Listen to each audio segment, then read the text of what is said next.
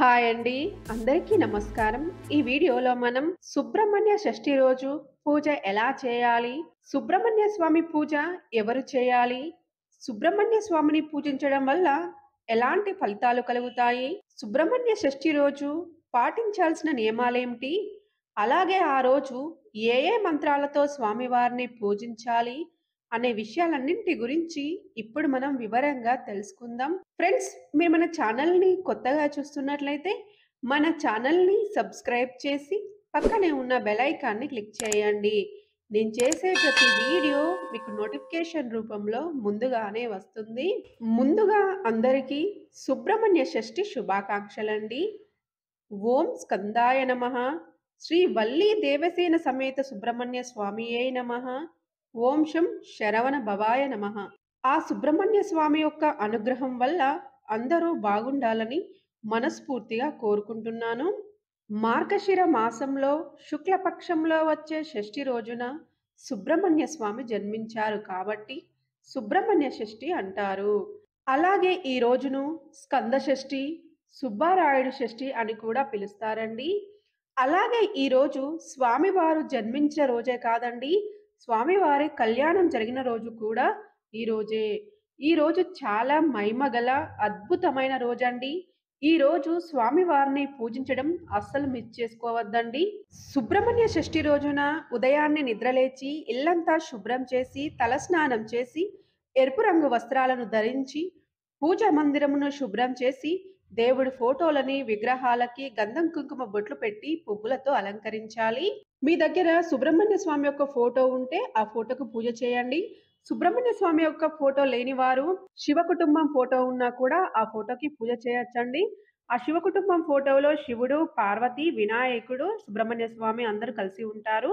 ఆ ఫోటో కూడా లేని వారు లలిత అమ్మవారి ఫోటోని కూడా పెట్టుకోవచ్చండి. లలిత అమ్మవారి ఫోటోలో అమ్మవారి కింద వినాయకుడు, సుబ్రహ్మణ్య స్వామి ఉంటారు. ఆ ఫోటోను కూడా పెట్టి పూజ చేసుకోవచ్చు. తర్వాత ఆ ఫోటోకి గంధం కుంకుమ పువ్వులతో అలంకరించాలి. సుబ్రహ్మణ్య స్వామి విగ్రహం ఉన్న వాళ్ళైతే పంచామృతాలతో అభిషేకం చేసి మళ్ళీ నీటితో అభిషేకం చేసి శుభ్రపరిచి గంధం కుంకుమ పువ్వులతో అలంకరించాలి.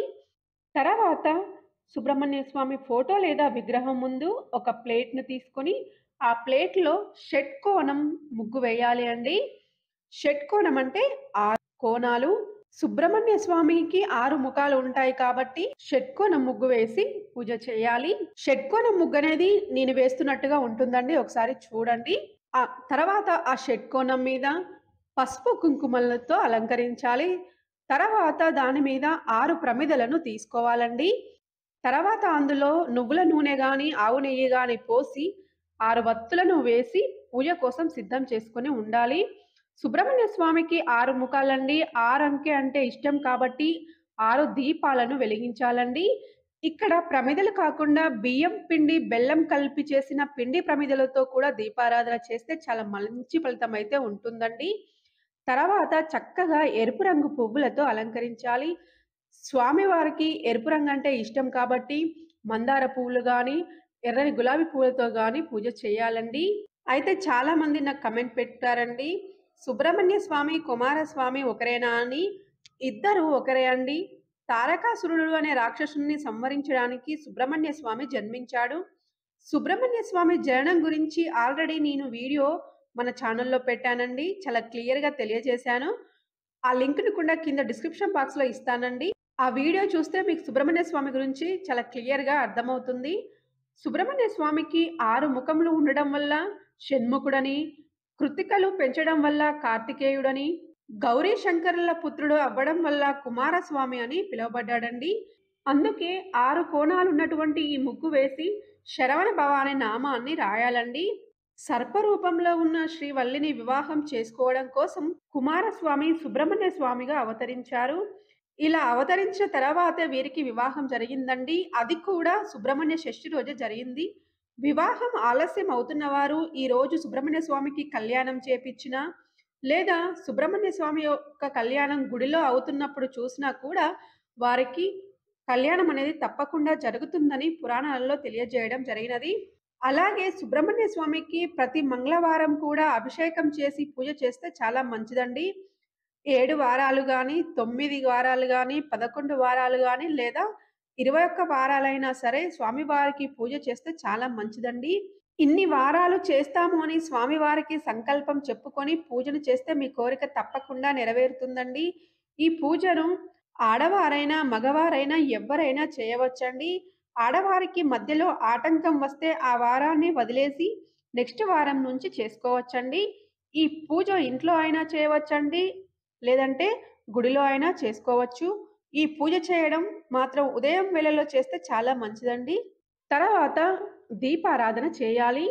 దీపారాధన చేసిన తర్వాత మనం ఏ పూజ చేసినా ముందుగా గణపతిని పూజిస్తాము కాబట్టి, గణపతికి పూజ చేసి నైవేద్యం నివేదించి కర్పూర హారతి ఇవ్వాలి.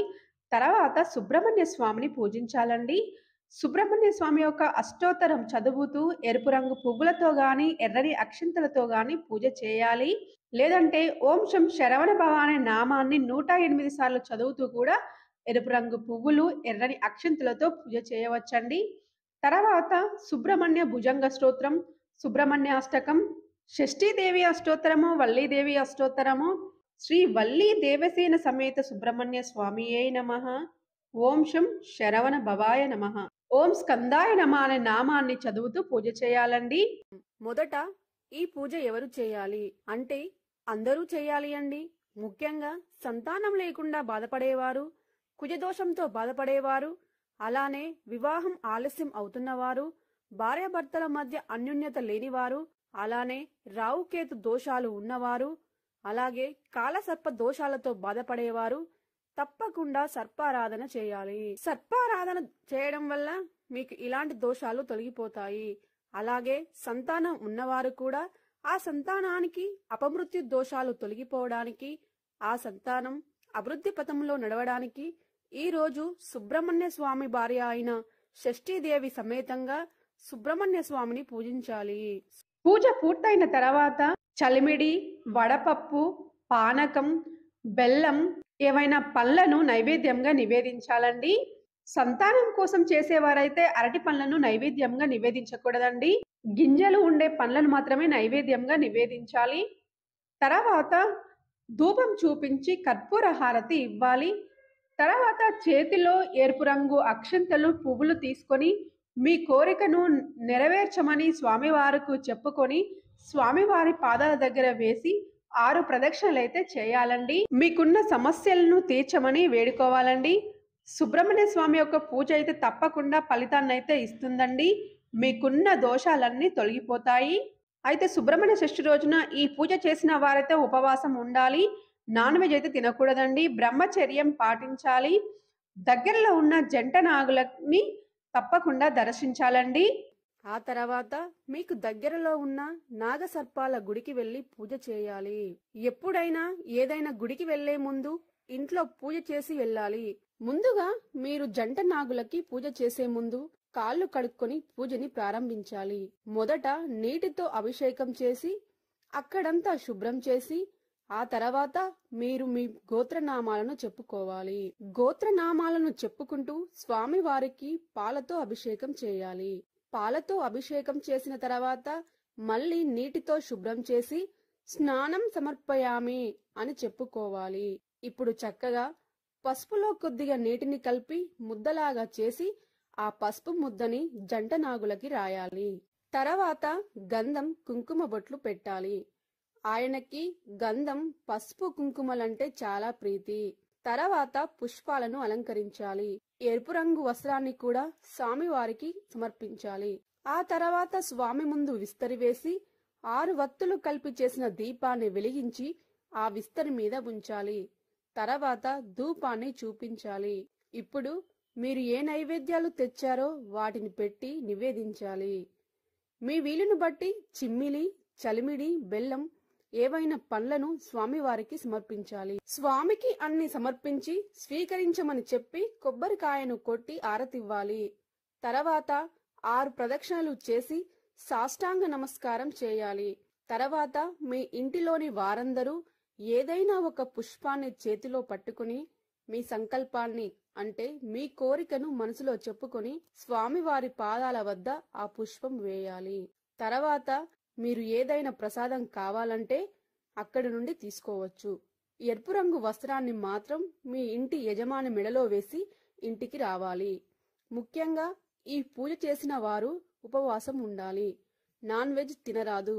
బ్రహ్మచర్యం పాటించాలి. దగ్గరలో జంట నాగులు లేనివారు సుబ్రహ్మణ్య స్వామి దేవాలయానికి వెళ్లి కూడా ఈ పూజ చేసుకోవచ్చు. సుబ్రహ్మణ్య స్వామి దేవాలయం కూడా మీకు దగ్గరలో లేనివారు ఏదైనా పుట్ట దగ్గరికి వెళ్లి అయినా ఈ పూజ చేయవచ్చు. అది కూడా వీలు కాని వారు ఇంటిలోనైనా స్వామివారి ఫోటో పెట్టుకుని ఈ నైవేద్యాలు పువ్వులు పెట్టి పూజ చేయాలి. అలానే సుబ్రహ్మణ్యాష్టకం చదివితే చాలా మంచిది. కానీ ఈ పూజ మాత్రం ఎవ్వరూ మిస్ చేసుకోవద్దు. ఈ రోజు చాలా అద్భుతమైన రోజు.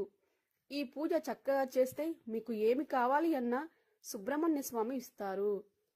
అలాగే ఈ రోజు ఉపవాసం చేసేవారైతే గనుక రకరకాల పద్ధతిలో చేస్తారు. కొంతమంది కేవలం చిమ్మిలి మాత్రమే తిని ఉంటారు. మరికొంతమంది పండ్లను మాత్రమే తింటారు. మరికొంతమంది అయితే ఉప్పు వేయకుండా చేసిన చప్పిడి తిండి తింటారు. ఇంకా కొంతమంది పిల్లల కోసం మొక్కుకొని ఏమీ తినకుండా కటిక ఉపవాసం ఉంటారు. ఇవి మీ ఆచారాలను బట్టి, ప్రాంతాన్ని బట్టి, మీ శరీరం సహకరించే దాన్ని బట్టి కూడా ఆధారపడి ఉంటుంది. కాబట్టి ఏ విధమైన ఉపవాసమైనా చేయవచ్చు.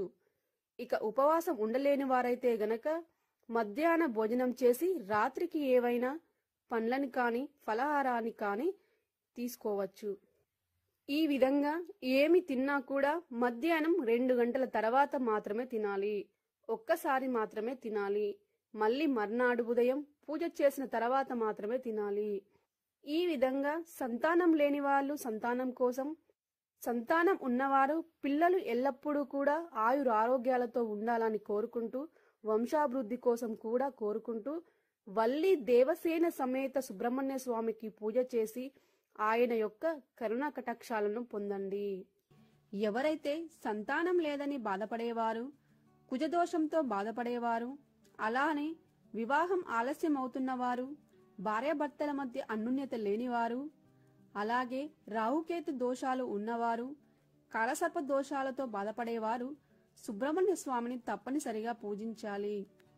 అలాగే సంతానం ఉన్నవారు కూడా ఆ సంతానానికి అపమృత్యు దోషాలు తొలగిపోవడానికి, ఆ సంతానం అభివృద్ధి పథంలో నడవడానికి ఈ రోజున షణ్ముఖోత్పత్తి వింటే చాలా మంచిదండి.